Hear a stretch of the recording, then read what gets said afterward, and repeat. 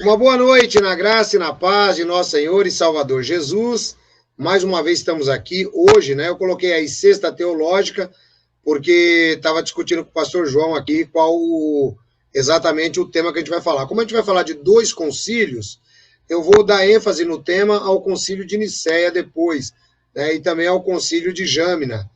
E eu gostaria de falar com vocês sobre esse assunto. É um assunto muito interessante e vale a pena considerarmos, tá bom? Então vamos trabalhar, já quero dar uma boa noite ao pastor João.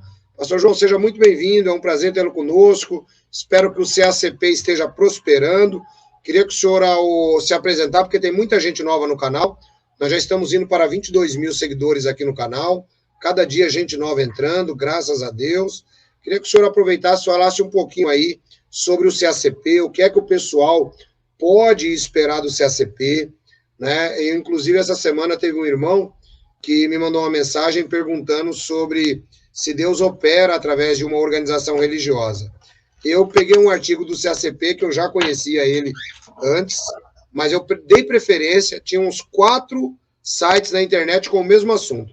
Eu dei preferência ao CACP e compartilhei para que esse irmão veja, e na nossa lista de transmissão, essa semana, eu vou compartilhar com todo mundo, para todo mundo ler. Então, fala um pouquinho para a gente aí do CACP, o que o pessoal pode esperar encontrar no CACP, por que o CACP é confiável, contatos e assim por diante. Fica à vontade.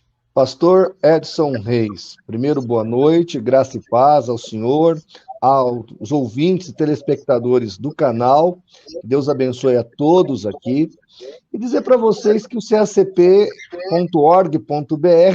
já está no ar desde 1998. Então, nós temos uma história aí de credibilidade, de trabalho de pesquisas. Nós fizemos parte de vários projetos, entre eles a Bíblia Apologética do Instituto Cristão de Pesquisas. Então, nós estamos à disposição a todos aqueles que querem informações apologéticas. Legal, então tá aí, pessoal. Então, você que deseja, cita aí pra gente o site aí do CACP, pastor, por favor. www.cacp.org.br. E o nosso canal, que você já conhece, é o CACP Vídeos, e dizer ao pessoal aqui do canal do JW, né, do JWR, que vocês estão muito bem assistidos com relação ao assunto aqui proposto, que é Testemunha de Jeová. E nós estamos, como esse vídeo vai ser retransmitido no canal do CACP, solicitando aos nossos usuários, aos nossos telespectadores, para que eles venham aqui no canal JWR e se inscreva também. Muito obrigado, pastor João. Pastor, vamos fazer o seguinte, vamos falar um pouquinho sobre o concílio de Jâmina. Por que é interessante a gente falar sobre esse assunto? É interessante falar sobre esse assunto porque o concílio de Jâmina é um concílio farisaico, onde existe ali uma ratificação dos livros do Antigo Testamento, sendo que Jesus e os seus apóstolos praticamente já os haviam ratificado. Então, quer dizer, ficou muito fácil para os judeus ali trabalharem quais eram os livros canônicos e quais não eram. Então, eu gostaria que o senhor explicasse aí para o nosso público o Concílio de Jâmina, o que é, por que se deu, como se deu e qual a importância dele para nós. E, nesse caso, eu desapareço aqui e também vou ouvir para não dar eco. Tá bom, pastor.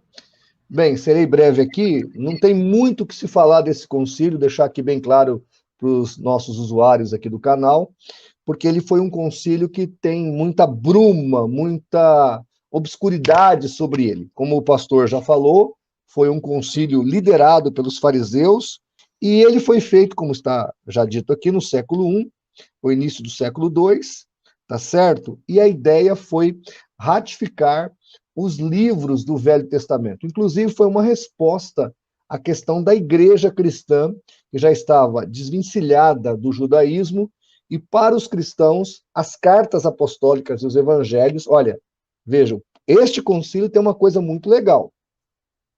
Eles vão tentar fazer algo que para os cristãos já estava praticamente feito. Isso aqui eu achei muito interessante, quando eu estudei sobre esse concílio. Então, a ideia de quem propôs o concílio era justamente trazer segurança para os judeus, como os cristãos já tinham essa segurança, porque já no início do século II, os cristãos já falavam dos seus livros que eram certos para a igreja. Já no século I para o século II, os cristãos comentavam sobre as suas cartas, sobre os seus evangelhos, sobre os seus livros, que eram, na visão deles, já padrão para a igreja, canônicos para a igreja. Eu quero ler para vocês aqui, eu achei aqui uma informação na Enciclopédia Bíblica Internacional, e diz o seguinte, acompanhem comigo aí. De acordo com as tradições preservadas na Mishnah, 2 conselhos de rabinos judeus foram realizados entre o ano 90 e 118 da era cristã, respectivamente, com Jâmnia, não muito longe a sul de Jope, a costa do Mediterrâneo, em que os livros do Antigo Testamento, principalmente Eclesiastes e Cânticos, foram discutidos e ratificados em sua canonicidade. O rabino Gamaliel II provavelmente presidiu esse conselho. Rabi Akiba foi o chefe do conselho. O que realmente foi determinado por este sínodo não foi preservado para nós com precisão, mas por muitas autoridades.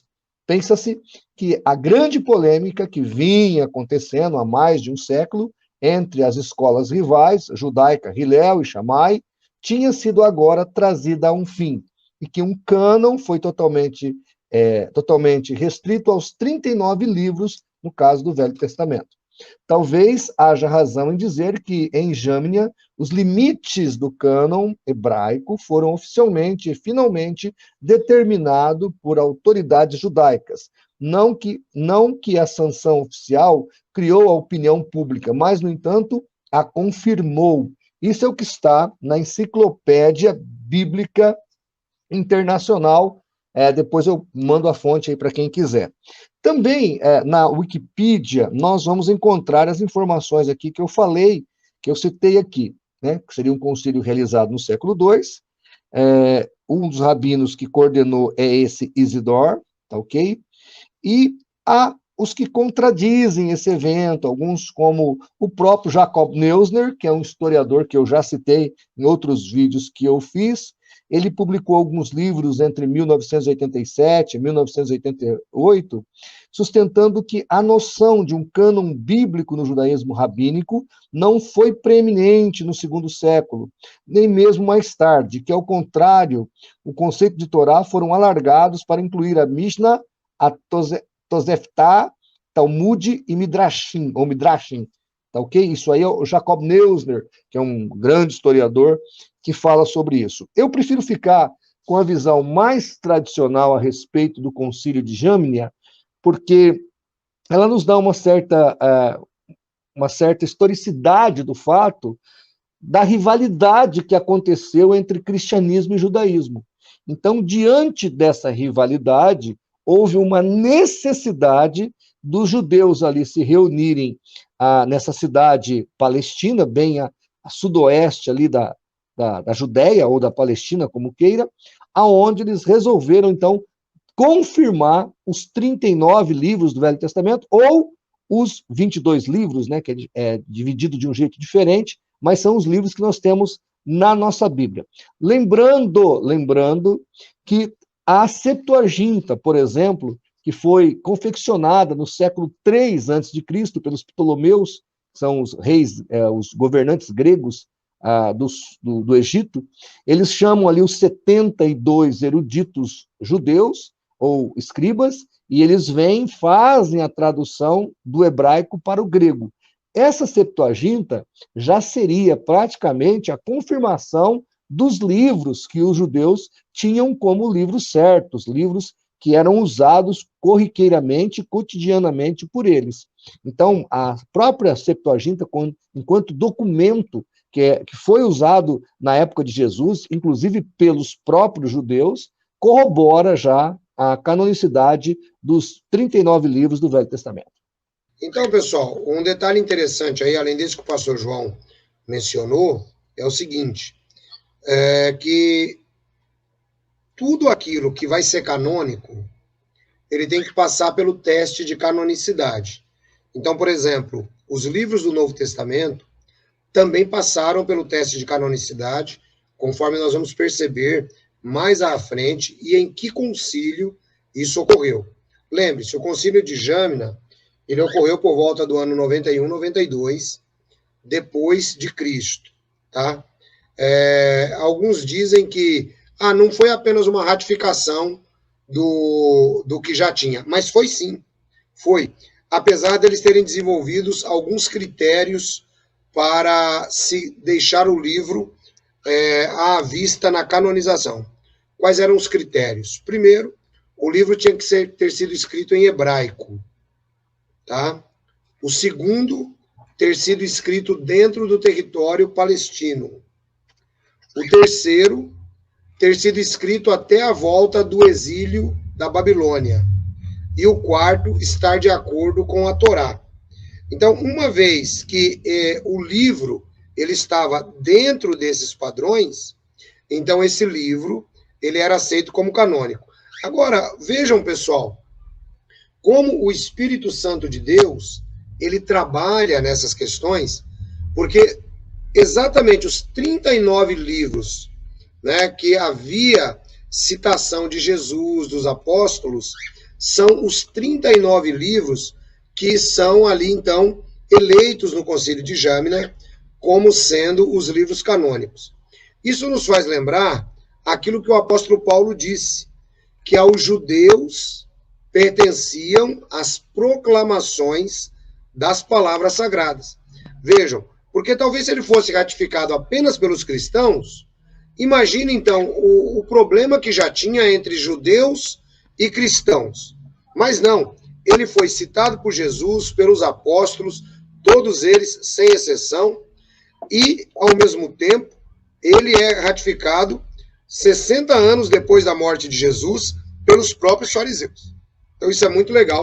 E o fator que o pastor João também disse que já vinha lá desde a Septuaginta, esses livros como sendo canônicos, não se aceitando os livros apócrifos ou pseudepígrafos da época, tá bom?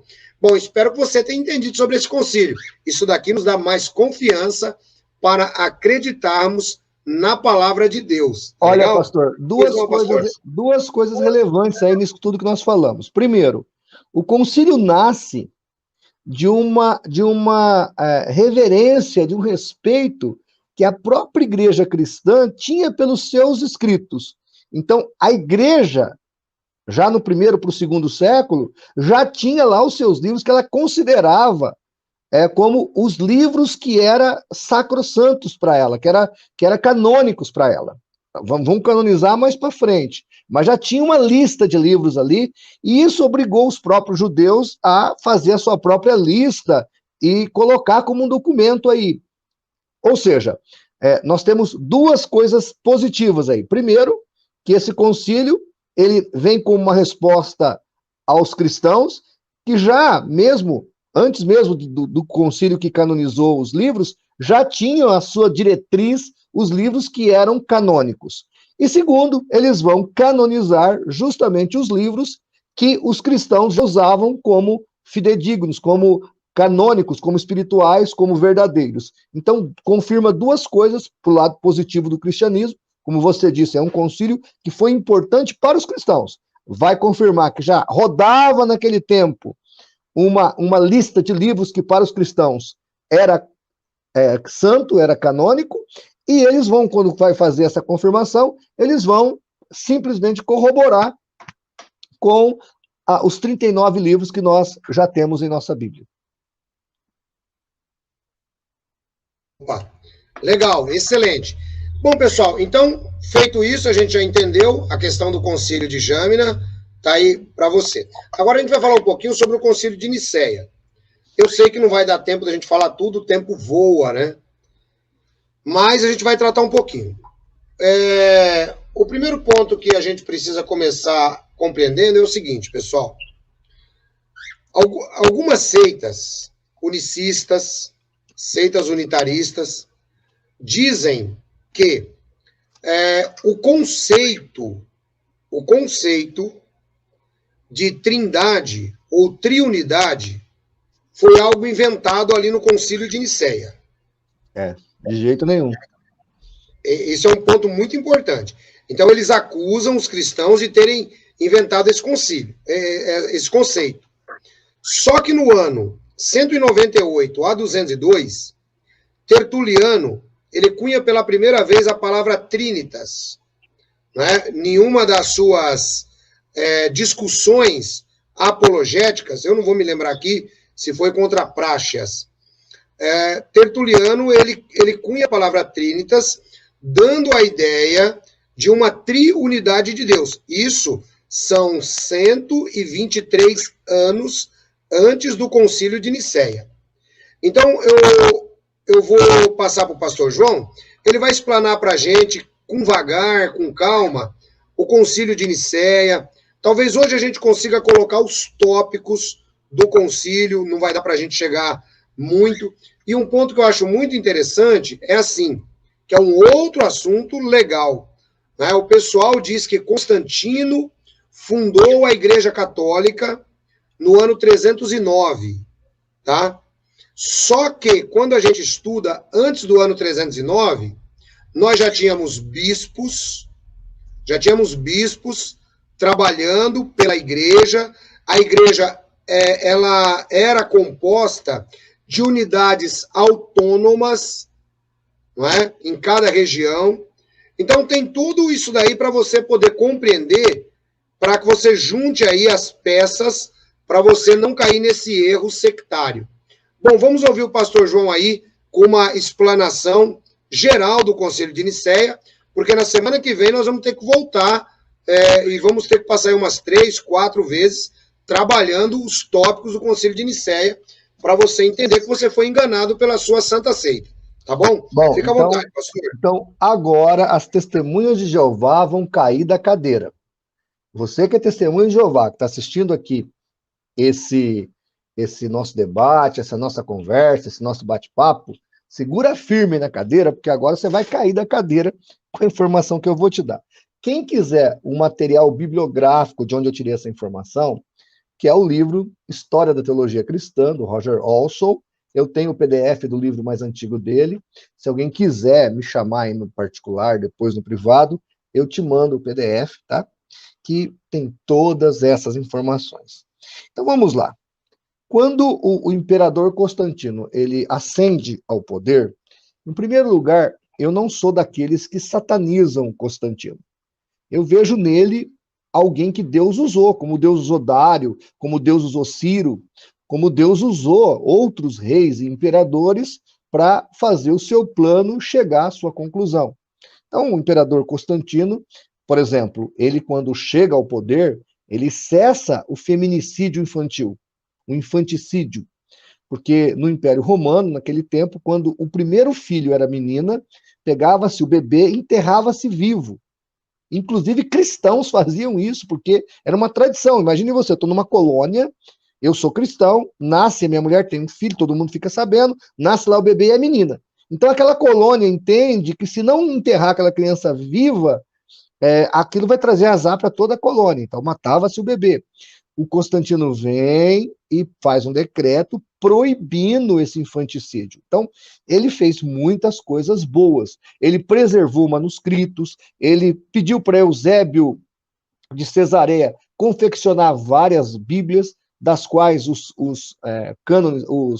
manuscritos chegaram inteiros para nós agora, os códices chegaram inteiros para nós agora, é da época de Constantino. Então, esse indivíduo, esse rei, esse imperador, ele teve e tem o seu valor na história, tá? Essa é a primeira questão. A segunda questão, que obviamente qualquer pessoa que estuda o fato vai entender que Constantino, ele não se converteu daquele jeito que nós gostaríamos que ele se convertesse. Isso aí a gente não vai tapar o sol com a peneira. E aí, ele começa a pensar numa estratégia, porque já na época de Constantino, mais de 50% dos romanos, tinha 1 milhão de pessoas em Roma, esse 1 milhão de pessoas já estava cristianizadas. Então ele percebeu que havia no império ali uma tendência a essa visão cristã, e muitos estavam aderindo a essa fé. Os imperadores romanos, eles sempre entenderam que a religião é fator importante no processo administrativo de uma nação. Tanto é verdade isso, que a China monitora as religiões, a Rússia, a Coreia do Norte, porque ela pode ser um fator de desequilíbrio, tá? E o engraçado é que é verdade isso, porque o cristianismo vai derrubar o Império Romano. O pacifismo que esse cristianismo traz ao Império Romano faz com que os godos, visigodos, ostrogodos e os demais bárbaros tomem conta do Império Romano. O Império Romano do Ocidente acaba caindo primeiro, o Oriente vai cair depois. Então, voltando aqui para o concílio. Ele percebeu que havia uma divisão. E havia ali um pessoal que era trinitário, porque, como disse aí o pastor com muita propriedade, o pastor Edson Reis, a questão da Trindade já estava resolvida por Tertuliano no século II. O mundo grego ainda não tinha resolvido a questão, não porque a questão realmente não houvesse sido concluída, mas é porque os escritos de Tertuliano estavam em latim. E não tinha Google Traduction, tá? Então, não tinha como fazer essa tradução rápida. Aí precisou desse concílio. Ele observou que havia mais ao norte, mais nas terras da Bretanha, onde o Império Romano nunca conseguiu dominar plenamente, havia ali já uma cristianização daquele povo. E o que aconteceu? Olha que interessante isso. Por que lá ao norte, essa visão ariana, que tem as testemunhas de Jeová, ela já estava dominante, essa visão que Jesus é um ser criado, é um ser divino, mas é inferior ao Pai, que não existe trindade. Por que essa visão chegou lá ao norte? Porque bem antes do concílio, esse problema já tinha sido resolvido. E Ário e os seus discípulos já haviam sido excluídos da igreja. E Ário e essa comunidade ariana, o que eles fazem? Eles saem do Império Romano, de medo lá, eles vão pregar onde não tinha ninguém pregado. Eles vão chegar bem ao norte do Império. Então, quando Constantino chega ao poder, ali essa visão já tinha tido assim um grande sucesso. Qual foi a ideia do imperador? Ele pensou, bem, eu vou unir esse pessoal aí, vou resolver, vou ajudar esse pessoal nessa celeuma aí, nesse problema, vou cooperar. E havia realmente a necessidade de resolver esse assunto, porque esse assunto já estava borbulhando ali. E o medo do imperador é que isso dividisse o império, porque a religião é muito importante para que o povo se mantenha unido e não dividido um contra o outro. E que vai acontecer isso no futuro. O que acontece? O imperador, diferente do que ensinam as testemunhas de Jeová, ou o corpo governante, ou a sociedade Torre de Vigia, ele era seguidor de Ário e de Eusébio de Nicomédia, não Eusébio de Cesareia, o que confeccionou as Bíblias, de historiador, não. Eusébio de Nicomédia, que era um bispo ariano, que era um líder ariano. Ário era presbítero e Eusébio era bispo. Então, o que acontece? Ele tem um viés para esse lado, ele pende para esse lado. E aí faz-se o concílio. Os bispos aceitaram, quiseram o concílio, promove-se o concílio, e a expectativa dele é que o concílio fosse um sucesso e que os irmãos do norte se dessem bem com os demais, com a maioria dos irmãos aqui do sul e do resto do império, e que toda a fé cristã fosse fosse unida e fosse as mil maravilhas para, inclusive, ajudar o império. Mas apareceu um homem baixinho, um tanto afrodescendente, um tal de Atanásio, e esse camarada pegou os manuscritos, pegou a palavra nesse concílio e detonou. E fez a doutrina da Trindade ficar clara para todos os bispos, toda a liderança da igreja, e ali naquele concílio nós vamos ter, então, por vencedora a tese da doutrina da Trindade, porque já era usada pela igreja, como eu já disse, no segundo século, Tertuliano já tinha sistematizado a doutrina. E aí o que vai acontecer? Isso aqui é muito interessante. O imperador não vai aceitar ele vai continuar sendo ariano. No final da sua vida, Eusébio de Nicomédia batiza Constantino, o imperador Constantino, e quando ele morre, um dos seus filhos vai tomar o poder, que é Constâncio. E esse indivíduo, esse imperador provisório, que vai ser de transição, porque Teodósio vai chegar ao poder, e esse sim vai ser extremamente religioso, esse sim vai estatizar o cristianismo, e aí nós já estamos no século IV. Antes de Teodósio, então teve Constâncio. O que Constâncio faz? Constâncio vai, prende Atanásio por quase 30 anos. Atanásio fica preso por quase toda a sua vida, ou o resto da sua vida. Por quê? Porque ele foi o defensor, o teólogo, que defendeu a doutrina da Trindade. E por um certo período de tempo, enquanto o império esteve debaixo da tutela de Constâncio, ele vai proibir que a doutrina da Trindade seja pregada. Com a ascensão de Teodósio, então, Atanásio é solto da sua prisão e a igreja restabelece a sua autoridade, e aí sim nós vamos ter a doutrina da Trindade sendo liberada novamente, porque o imperador Constantino, ou o imperador Testemunha de Jeová, como queira, ou o imperador Ariano, ele não aceitava essa visão, tanto que foi batizado nos últimos dias da sua vida por Eusébio de Nicomédia, que era ariano. E o seu filho vai perseguir os trinitários, vai prender Atanásio, e só com a ascensão de Teodósio ao poder, a doutrina da Trindade volta a ter liberdade para ser pregada. Eu tenho certeza que muitos de vocês que estão assistindo aqui o canal do pastor Edson Reis, o canal aqui que é voltado para o público que foi ex-testemunho de Jeová, o que é testemunho de Jeová, não ouviu a história que eu estou te contando agora. Por que não ouviu? Porque não tem interesse em dizer a verdade. Porque isso que eu estou dizendo para vocês é a verdade. A igreja, ela passou por esse momento difícil e graças a Deus que nós tivemos sucesso nesse processo e a doutrina da Trindade, que sempre foi a doutrina da igreja, prevaleceu. Ok, pastor Edson? É isso aí. Pessoal, vejam só que interessante, então, conforme explanado aí pelo pastor João, e aí tinha um detalhe muito interessante. Funcionava mais ou menos assim. Esse debate, ele não ficou terminado 100% ali, porque, conforme disse o pastor, ainda havia algum tipo de debate, meio que teológico, meio político, só que era assim, ó, subia um imperador ao poder, ele simpatizava com a doutrina das testemunhas de Jeová. Então, o que ele fazia? Ele mandava prender quem não simpatizava. Aí, subia outro imperador ao poder, aí ele simpatizava com a doutrina correta, a doutrina da Trindade de Deus. Aí ele mandava prender o testemunho de Jeová, que não queria aceitar aquela doutrina. Permita-se só uma... A ideia do Constantino, então, era unir o império. Então, o norte, que já estava arianizado, ele queria trazer para juntar-se com o resto do império.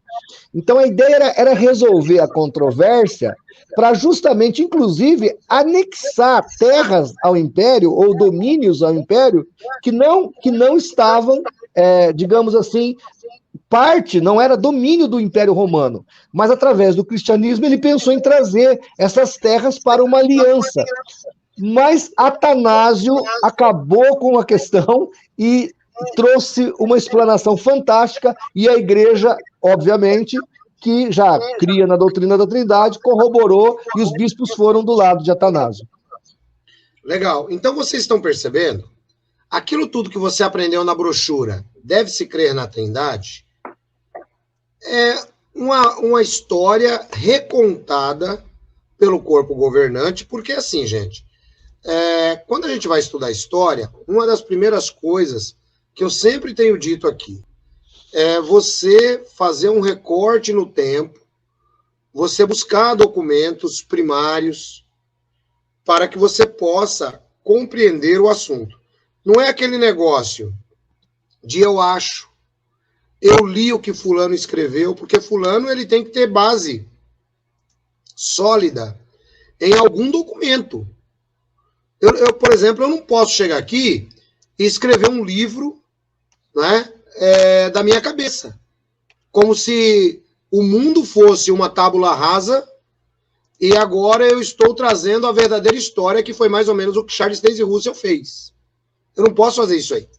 Então, toda a história ela é construída em cima da história. E a história ela é constante. Então, quando a gente volta, né, ao quarto século, para tratar de Concílio de Nicéia, nós encontramos essa situação que o pastor João ele coloca. A Marisa Santos está dizendo assim, por exemplo, Estevão se referindo a Jesus como meu Deus, porém o corpo governante fala e não explica isso. Na verdade, foi Tomé, né? Foi Tomé, querida. Tomé diz, né? Senhor meu e meu Deus. O corpo governante não explica porque não tem explicação. Na verdade, foi necessário, pessoal. É por isso que agora vocês estão entendendo por que eles precisaram fazer uma Bíblia para eles. Porque com a Bíblia cristã de verdade, a divindade de Jesus, a doutrina da Trindade de Deus, ela é sustentada. A gente não precisa de 1 de João 5,7 para sustentar a doutrina da Trindade.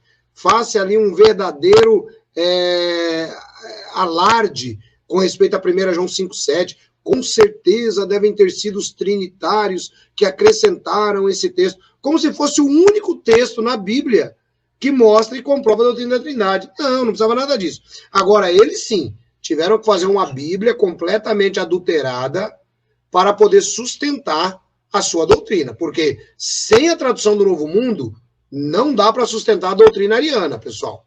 Não dá. E olha, nós temos, isso é um ponto muito interessante, nós temos centenas de casas publicadoras espalhadas pelo mundo. Centenas. Não é uma, não é duas. Nós temos centenas de traduções da Bíblia. E aí você vai comparar com a tradução do Novo Mundo? Só a tradução do Novo Mundo que denigre Jesus. Então, por aí já dá para você ter uma compreensão, né? Pastor, não, pastor, é que nós temos uma Bíblia no meio evangélico que ela usa a mesma fonte da tradução do Novo Mundo, que é Scott Hort, que fala, né? E eles pegam só os originais grego e hebraico, que é a NVI. Só que se você comparar a tradução NVI com a tradução do Novo Mundo, você vai ver que não tem nada a ver. Por quê? Porque eles são fiéis ao texto original, por exemplo, Novo Testamento, ao original grego.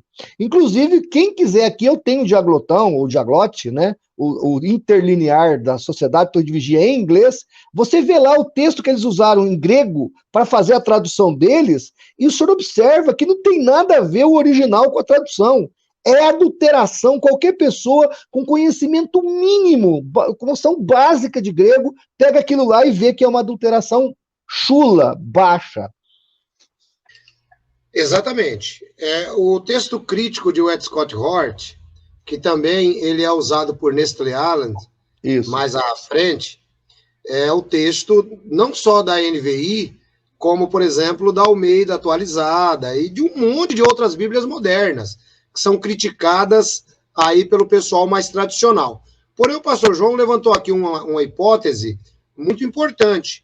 Nenhuma delas, se você confrontar, concorda com a tradução do Novo Mundo. Porque a tradução do Novo Mundo, e é engraçado que no site em inglês da Organização das Testemunhas de Jeová, tem o texto grego de Wet Scott Hort. Tem o texto grego. Se você aí tem várias versões.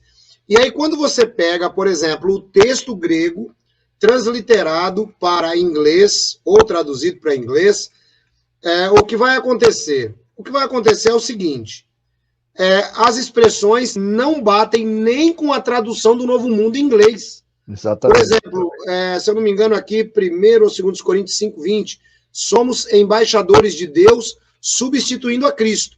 Isso é mentira, nenhuma Bíblia usa isso. Eles colocaram substituindo por conta própria, como fizeram diversas interpolações, fizeram diversos acréscimos na Bíblia, para que a Bíblia concorde com a sua doutrina. Mas, por exemplo, uma testemunha de Jeová que tem um pouquinho de inteligência, não precisa ser muito, só um pouquinho, um tiquinho, de nada. Se tiver 2 neurônios funcionando, entra no site em inglês da Organização das Testemunhas de Jeová, pega lá a The New Greek Bible, que está lá, que é o texto grego de o Wet Scott Hort, tá? O texto do Novo Testamento. E aí você compara com o texto em inglês da tradução do Novo Mundo. Ah, mas eu não sei inglês, ancião. Não tem problema. Não tem problema. Ninguém aqui é expert em inglês. Mas se você pegar o versículo, dar um copia-cola em um, copia-cola no outro, mandar no Google Tradutor, você vai ver que nada concorda com a tradução do Novo Mundo em português. Mas concorda com qualquer outra Bíblia. Porque o Ed Scott Hort, por mais iníquos que fossem, eles não tinham intenção de criar uma seita como o Russell criou. Eles adotaram o texto grego de Ed Scott Hort, um texto crítico, porque eles acharam mais conveniente para si. Mas eles não são honestos nem nisso. Fica à vontade, pastor. Não, queria só concordar com o senhor, é impressionante a desonestidade. Agora, voltando para o Concílio de Nicéia, o que nós temos em Nicéia é muito claro, e quando você pega aí o brochura Deve-se Crer na Trindade, pastor, eles adulteram, eles pegam enciclopédias como a Barça, e eles adulteram, eles cortam a informação no meio. É um crime aquele folheto. Eles deveriam ser processados por usar... aquilo é fake news mesmo. Usar de maneira torta, defeituosa a informação. Eles pegam parte da informação e não concluem, porque às vezes a pessoa está explicando e no meio da explicação ela vai dizer por que aquilo que ela falou no primeiro ponto não está certo. E eles param ali no primeiro ponto. É uma vergonha aquilo, viu, pastor? É verdade. Inclusive, você que está nos acompanhando, existem alguns artigos na internet que você pode digitar assim no Google, né? Brochura deve crer na Trindade e suas contradições. Aí você vai ver que já tem um monte de gente que, inclusive, trouxe os textos corretamente, o texto inteiro. Eles são muito mestres em dizer assim, por exemplo, o bispo da Igreja Ortodoxa disse: não cremos na Trindade pelo fato de... Aí eles cortam, né? Não cremos na Trindade pelo fato de, por exemplo, né, numa comparação, não cremos na Trindade pelo fato de ser uma doutrina moderna ou coisa parecida, mas cremos pelo fato de ser uma doutrina que, embora não clara, aí eles cortam esse pedaço e vão lá. O bispo diz: não cremos na Trindade, pois, pontinhos, não é uma doutrina clara, né? Então eles cortam completamente. Toda seita faz isso. Se não fizer, não consegue sustentar. Porque, assim, em terra de cego, quem tem um olho é rei. O pessoal que é vítima das Testemunhas de Jeová não conhece de Bíblia, não conhece de exegese, não conhece de nada. São pessoas que são vítimas mesmo. Eu tenho muita pena desse pessoal, porque eu só vim me libertar depois que eu estudei a teologia cristã, né? Inclusive, esse livro do Olsen que o senhor citou é o livro que eu estou usando como base no nosso curso de teologia. Parabéns. É o livro que eu estou usando como base. O nosso curso de teologia é os sábados à noite, tá? Bom, mas enfim, pessoal, tem muito mais para a gente falar de Concílio de Nicéia. Hoje foi uma explanação geral. Já está chegando aí às 21 horas e o Paulo Sávio já deve estar preparado lá também. Pastor João, antes de terminar, eu queria só lembrar ao pessoal que está nos acompanhando sobre o livro Testemunhas de Jeová, Proclamadores de um Falso Evangelho. A melhor obra de referência, não porque eu tenha escrito, mas a melhor obra de referência. É melhor, né, pastor? Eu tô aqui dando meu testemunho. Eu já li tudo que tem em português, tá? A do Ezequias é muito boa também, mas ela está desatualizada. O Ezequias escreveu há muitos anos atrás. A sua está super atualizada, é hoje uma das melhores obras para a gente fazer pesquisa sobre Testemunho de Jeová. Muito obrigado. E além de contar com os QR Codes, onde você tem a facilidade de ir lá, né, no site das Testemunhas de Jeová e verificar que a gente não fala meias verdades, não. Ancião, como é que eu faço para adquirir esse livro? É simples. Você manda para mim a palavra verde para o WhatsApp 19 989 905 206. 19 989 905 206. Eu quero mandar um grande abraço a todos os ouvintes aí do canal do CACP, onde esse vídeo estará postado. Dizer que vocês também estão muito bem assessorados teologicamente. Quero agradecer de verdade e pedir a você que, se você não está inscrito ainda no nosso canal, se inscreva. Eu tenho certeza que você vai ter aí uma grande satisfação com o nosso material e atualização. Hoje nós fizemos um vídeo, por exemplo, pastor, sobre uma sentinela de 2022, janeiro de 2022. Nosso canal está sempre à frente em matéria de atualizações sobre TJ. Pastor João, muito obrigado pela oportunidade de tê-lo aqui conosco. Fica à vontade de se despedir do pessoal. Muito obrigado, pastor Edson Reis, muito obrigado aos telespectadores aqui desse canal, parabéns aqui pelo seu trabalho, viu, pastor? E que Deus abençoe a todos, e se Deus assim permitir, se não acontecer nenhum infortúnio como aconteceu na última sexta, estaremos aqui cooperando, viu, pastor Edson? Um grande abraço.